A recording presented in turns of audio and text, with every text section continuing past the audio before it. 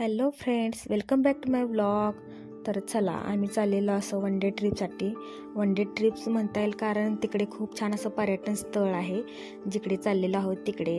आणखीन आम्ही चाललेलो आहोत माझ्या मोठ्या दीदीच्या मैत्रिणीच्या घरी तिला भेटण्यासाठी.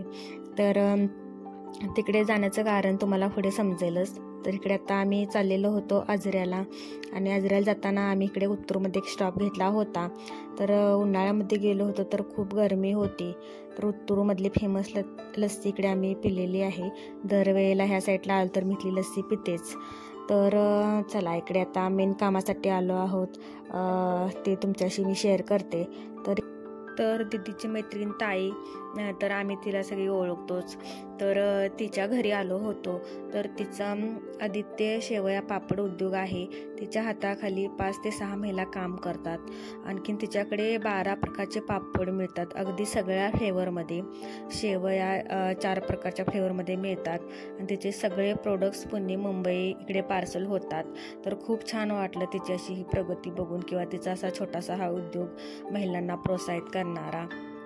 तर तेच आणण्यासाठी आम्ही तिकडे गेलो होतो तिच्या घरी, पण बऱ्याच वर्षानंतर. तर खूपच छान वाटलं सगळं हे बघून. आता हे सगळं तिचं काम स्टॉप झालं होतं, सगळी पार्सल वगैरे गेली होती. तर आम्ही जाऊन ज्या ज्या ऑर्डरी सांगितले होते ते घेऊन आलो. एक नंबर अशी प्रोडक्टची क्वालिटी होती. नक्कीच तुम्हाला हवे असेल तर पार्सल मागवू शकताय.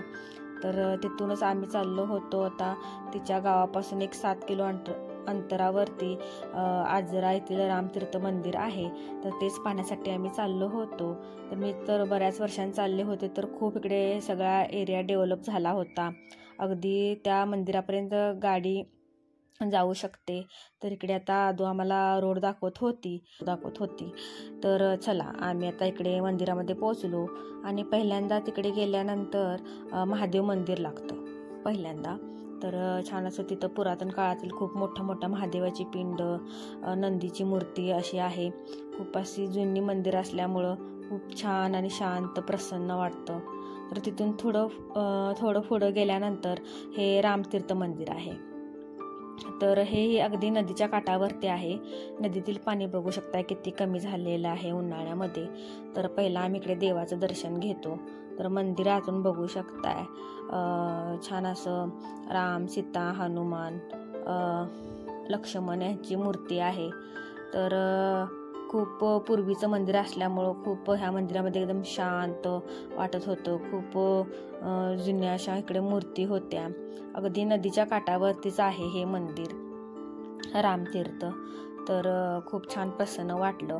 आणि नदीतील एकदम मोठी दगड असे वरती आले होते, कारण खूप पाणी कमी झाल्यामुळे अगदी नदीतील वाळू पण इकडे दिसत होती. तर चला, सगळी लोक भरपूर इकडे आले होते उन्हाळ्यामध्ये.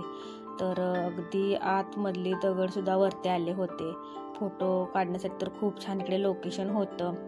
एकदम एक नंबर असं निसर्गरम्य वातावरण झालं होतं.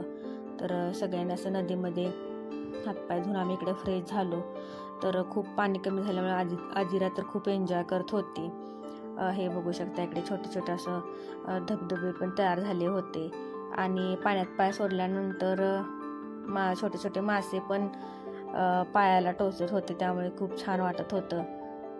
आदूला तर त्या माशांची खूप मज्जा वाटत होती, ती खूप एन्जॉय करत होती.